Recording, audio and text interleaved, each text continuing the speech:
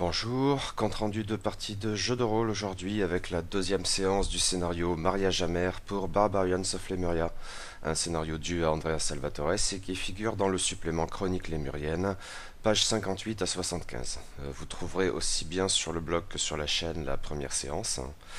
L'illustration en tête d'article et pour cette vidéo provient de ce scénario, page 68, et elle est due forcément à Emmanuel Roudier. Note au passage, contrairement à mes précédents comptes rendus de partie, celui-ci ne sera pas illustré au-delà, pour la simple raison que la quasi-totalité du matériel iconographique que j'ai employé pour cette partie sur Roll20 provient de Barbarians of Lemuria et de Chroniques lémuriennes, et très peu de tout cela a été mis en ligne par l'éditeur.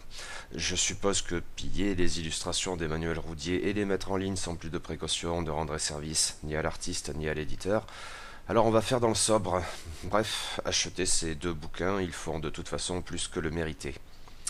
Notez qu'en dehors de ce compte-rendu de partie, vous pourrez, si ça vous intéresse, écouter également l'enregistrement brut de cette deuxième séance. Si on dit actual play ou pas, mettons que oui.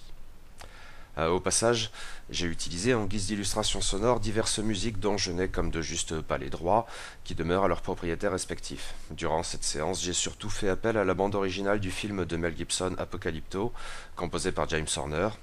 D'autres éléments ont été empruntés à la bande originale du jeu vidéo The Elder Scrolls V Skyrim, et peut-être quelques autres trucs ici ou là, en réservant l'immortelle bande originale de Conan le Barbare de John Milius par Basil Poledouris pour la préparation de la partie et son débrief. Il y avait 5 joueurs qui incarnaient Liu Junmi, un Gatai d'ascendance Shilu, Barbare 0, Mercenaire 1, Dresseur 1, Gladiateur 2, Mirkan, originaire de Tyrus, Gamin des rues 1, Chasseur 2, Forgeron 0, Soldat Archer 1, Narjeva, originaire d'Urseb, Esclave 0, Courtisane 1, Assassin 2, Prêtresse de Nemeret 1, Népule Combrax, originaire de Zalut, Scribe 2, Alchimiste 3, Marchand 0, Médecin 1, et enfin Redart Finken, 2 par Soul, Docker 0, Matelot 1, Mercenaire 3, Marchand 0. Les héros passent la nuit dans le camp des Céruléens. Ils discutent longuement avec un Toll très affable car ils veulent en savoir le plus possible sur les Mythis, même si les connaissances du chaman en la matière demeurent limitées. Il n'a jamais approché le village, désireux de ne pas susciter l'ire de cette tribu très agressive.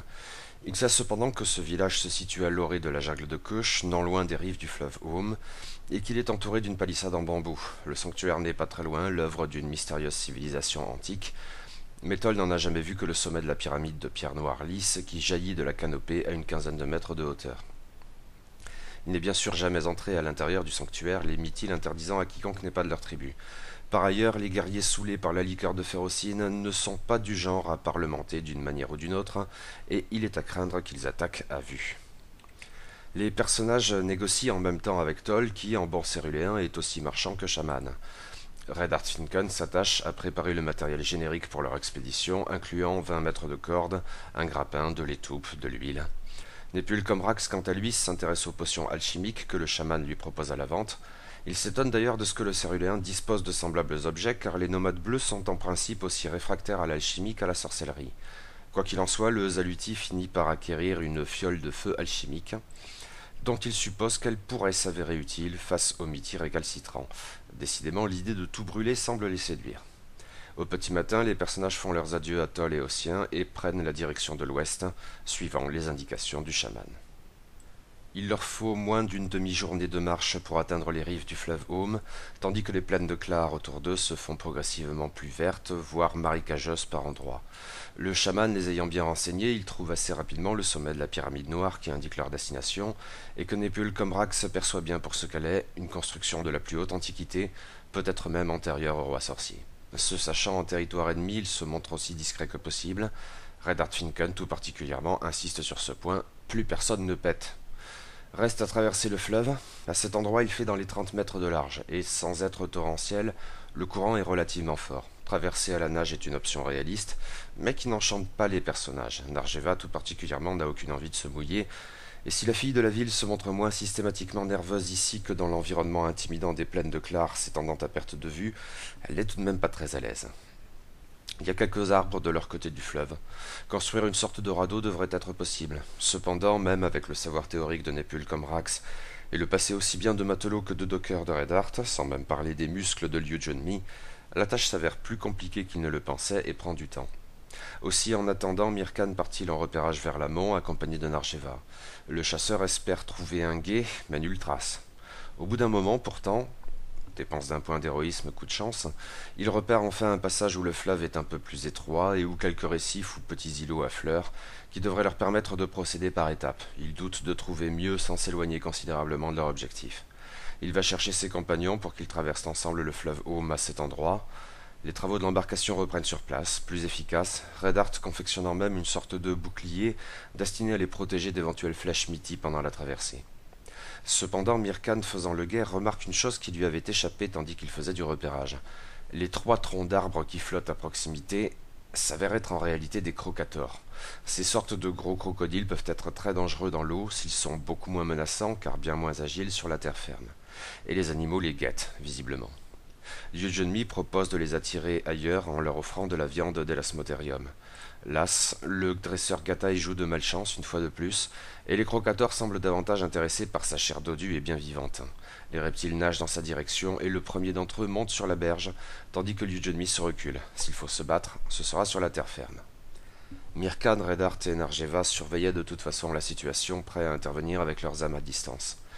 Les premiers temps du combat ne sont pas à l'avantage des personnages qui manquent de réussite, et le premier crocator amoche assez sévèrement Liu Junmi, tandis qu'un deuxième s'en prend bientôt à Narjeva. Cependant, le dresseur et gladiateur Gatai maîtrise de sa seule force les reptiles l'un après l'autre, les empêchant d'ouvrir leurs mâchoires, et surtout exposant aux attaques de ses camarades le ventre de ces créatures, moins résistant que le reste de leur corps. Red Heart et Mirkan l'y encourageant. À force, les héros parviennent ainsi à se débarrasser de cette menace en relativement bonnes conditions. Narjeva notamment a fait la démonstration de ses talents, même si elle a souffert d'une vilaine morsure au passage.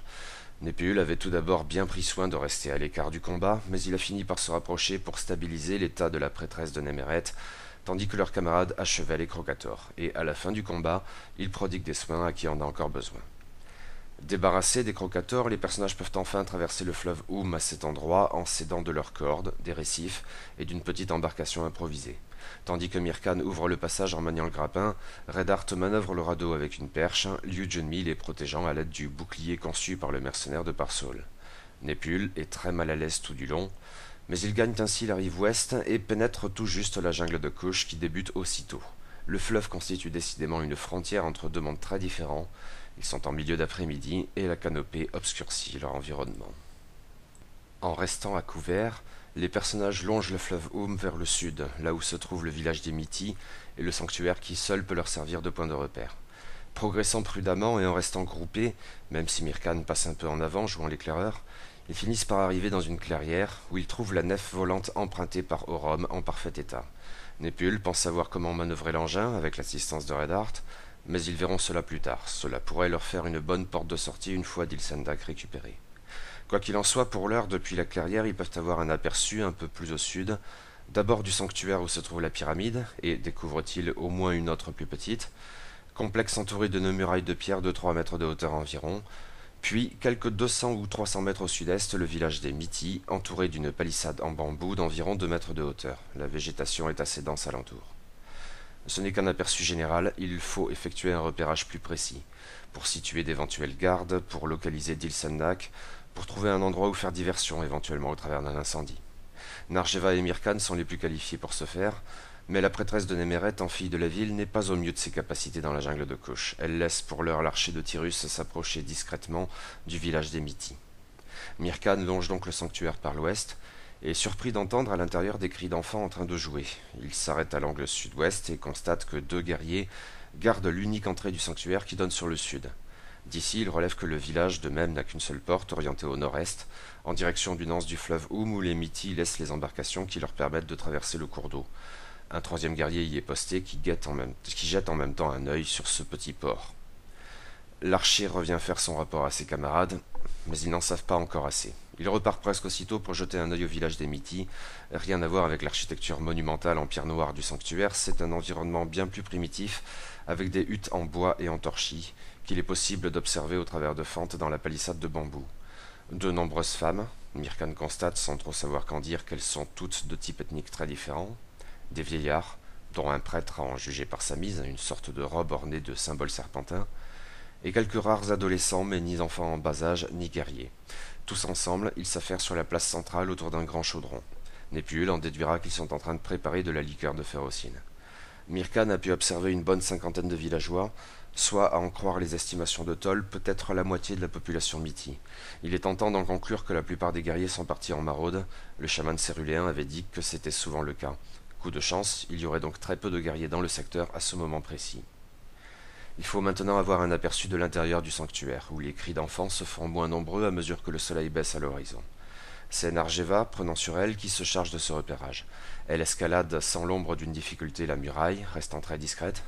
Arrivée en haut de la fortification sur le flanc ouest, elle constate que le sanctuaire abrite 4 bâtiments. Il y a tout d'abord la grande pyramide, bien sûr, avec sa terrasse au nord, près du sommet, et son entrée au sud, qui n'est pas gardée. Ensuite, il y a effectivement une deuxième pyramide, plus petite, dans le coin sud-ouest. Celle-ci a une porte qui donne au nord et est gardée par 2 guerriers, cette fois, armés d'un arc court et d'une lance. Au coin sud-est se trouve un bâtiment bien moins imposant et plus rudimentaire, en bois étorchi, sans doute une sorte de dortoir. Quoi qu'il en soit, quelques prêtres s'occupent de rassembler les enfants encore en train de jouer à l'extérieur pour les guider dans cet habitat. La nuit est alors tombée. À sa porte se trouve un troisième garde. Enfin, le long de la muraille au nord-ouest, soit là où Narjeva a grimpé, il y a une sorte de grande halle couverte en bois qui évoque tant de lieux de réunion ou de marché à travers l'allée mûrie. Il n'y a absolument personne à cet endroit. Le toit plat est à peu près au même niveau que la muraille et guère éloigné. Narjeva peut donc aisément sauter dessus sans révéler sa présence. Elle constate que la même chose serait possible pour ce qui est du dortoir à l'autre bout du sanctuaire. Mais elle ne va pas risquer sa chance pour rien, elle retourne bien vite auprès de ses camarades, sans attirer l'attention. Les personnages sont indécis sur la situation exacte, sur leurs possibilités d'action, faire une diversion par un incendie, etc., et peut-être surtout sur la localisation de Dilsendak. Redart penche d'abord pour le dortoir. Il évoque des souvenirs d'une tribu qu'il avait rencontrée en tant que mercenaire et qui considérait les enfants et les filles non mariés ensemble et comme impurs. Mais à la réflexion, il parie en définitive 100 pièces d'or sur la petite pyramide, laquelle est gardée à la différence de la grande. Ils en discutent longuement à l'égard du sanctuaire et du village des Miti. Il leur manque encore trop de données. Ils finissent par décider de patienter un peu que les guerriers succombent à la fatigue, puis de capturer l'un des gardes devant le sanctuaire pour l'interroger, ce qui impliquera de tuer son compère très vite afin de ne pas sonner l'alarme. Les 3 gardes à l'intérieur ne doivent rien savoir, et pas davantage les villageois, bien sûr. Narjeva s'approche furtivement en longeant la muraille du sanctuaire. De toute évidence, les gardes sont effectivement somnolents et ne se rendent compte de rien. Arrivé à proximité, l'assassin maîtrise aisément et assomme le guerrier le plus proche.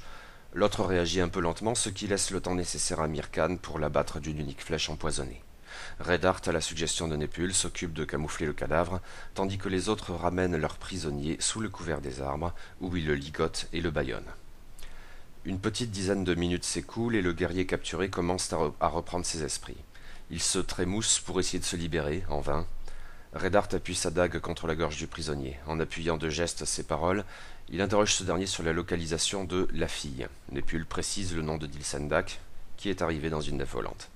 Est-elle dans la pyramide, oui ou non? Qu'il réponde en hochant la tête.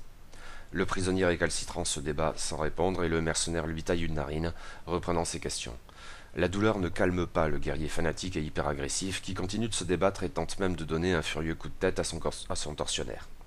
À force cependant, le guerrier, involontairement sans doute, se met de plus en plus souvent à fixer des yeux la grande pyramide par réflexe. N'espérant pas en apprendre quoi que ce soit de plus, Redart tranche la gorge du Miti. La grande pyramide, donc. Il faut pénétrer dans le sanctuaire, où au moins 3 autres gardes sont de faction. L'idée d'une diversion, a fortiori dans le village, est discutée mais finalement abandonnée. Autant jouer sur la discrétion, Narjeva et Mirkan ayant fait la démonstration de leur talent. Redart se charge de définir le plan d'action. L'archer attaquera depuis les toits, l'assassin complétera au sol avec ses attaques sournoises. Si cela ne suffit pas, les combattants les plus vigoureux, soit Redart et Liu Junmi, prendront les survivants à revers depuis la porte du sanctuaire. Népule comme Rax non combattant restera pour l'heure en arrière. Ils ne déclencheront un incendie qu'en dernier recours, si l'infiltration échoue et que la panique peut les aider. Mirkan gagne sa position en hauteur, au niveau du dortoir. Il saute sur le toit sans attirer l'attention du garde en dessous de lui, qui est visiblement somnolent. Narjeva progresse furtivement, s'approche de ce garde en toute discrétion, et l'élimine sans plus de difficulté en lui tranchant la gorge. Il n'a pas eu le temps de réagir de quelque manière que ce soit. Restent les deux gardes devant la petite pyramide. Le passage étant ouvert, Redart, Liu-Junmi et Népule entrent dans le sanctuaire par la porte et contournent le bâtiment en longeant la muraille sud, tandis que l'assassin, sur une bonne série, traverse la place dans l'angle mort des gardes. Elle jaillit sur le premier des guerriers Miti et l'élimine aussitôt. Son camarade est surpris mais se prépare aussitôt à riposter. Avant toutefois qu'il ne puisse crier, Redart, passé derrière lui, lui assène un violent coup de hache dans le dos. Les gardes situés à l'extérieur du bâtiment sont tous morts. Peut-être y en a-t-il encore dans une des pyramides ou dans le dortoir, mais nul ne réagit, il n'y a pas un bruit. Le guerrier capturé semblait désigner la grande pyramide. Mais Redart tend à croire que s'il y avait des gardes devant la petite pyramide, eh bien c'est qu'il fallait y garder quelque chose. Narjeva est d'un avis similaire, et ils choisissent donc d'y jeter un œil. À l'intérieur, l'odeur est insoutenable et l'obscurité est totale. L'assassin se munit d'une torche, qui révèle aussitôt juste devant ses pieds une grande fosse assez profonde, envahie par des centaines, peut-être des milliers de serpents, dont un de proportions parfaitement colossales. Par chance, il dort, et les héros décident de ne pas s'attarder dans cet endroit sordide. Les regards se tournent maintenant vers la grande pyramide. Tous sont convaincus désormais que c'est à l'intérieur de ce bâtiment colossal en pierre noire, d'une antiquité inquiétante, que se trouve Dilsendak. À suivre.